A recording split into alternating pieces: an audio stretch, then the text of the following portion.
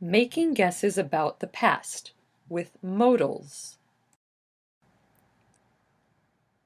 Here's a picture of Emily's desk. She's very organized, but look at it now. What do you think happened to Emily's desk?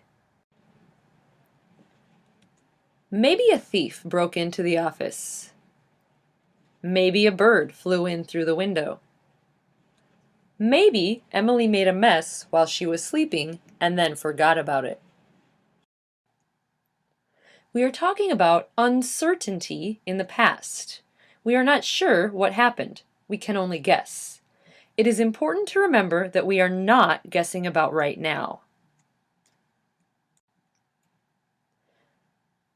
These things probably didn't happen, but maybe they did. Maybe expresses possibility, but uncertainty. We are not 100% sure that this happened.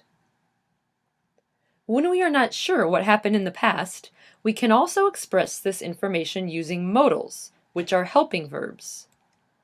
A thief might have broken into the office. A bird may have flown in through the window. Emily could have made a mess while she was sleeping. These are followed by have and the past participle of the verb. Let's watch a conversation involving this grammar. What happened to my desk? The wind might have blown your papers. The wind? It couldn't have been the wind because the window was closed. The cleaners might have done it while they were cleaning. No, I don't think so. It couldn't have been the cleaners because everybody knows the cleaners don't come on Monday night. It could have been Matt. Matt? Come on, he doesn't even work here anymore. It couldn't have been Matt. There is only one possibility. It had to have been you. It must have been you. But it might not have been me.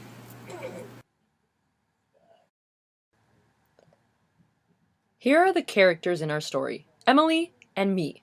I'm Jake. What did I say about the past? The wind might have blown your papers. Here we use the modal, have, and the past participle. You may recognize this as the same grammar that we use in the present perfect tense. The cleaners may have done it. It could have been Matt. Or it also could have been me. After a modal, use the base form of the verb. In present perfect tense, we would say, the wind has blown your papers. However, do not say, the wind might has blown your papers.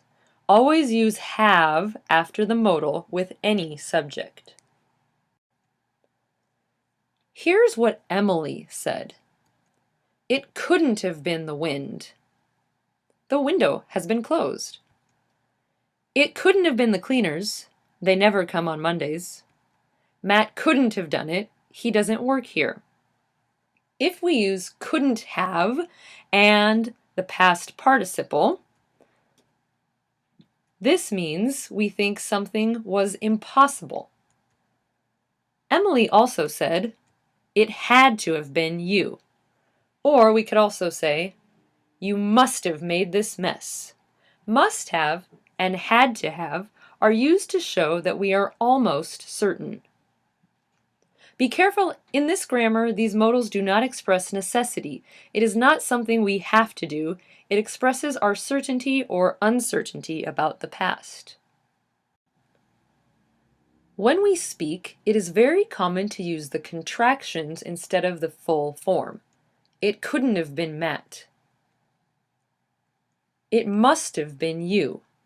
When we pronounce this, it sounds like couldn't have, must have. It's okay to say this when we speak, but do not use this in writing. To form a yes-no question, simply switch the position of the subject and the modal. In American English, could is the only modal we would use in a question to express uncertainty in the past. This may vary with other dialects of English.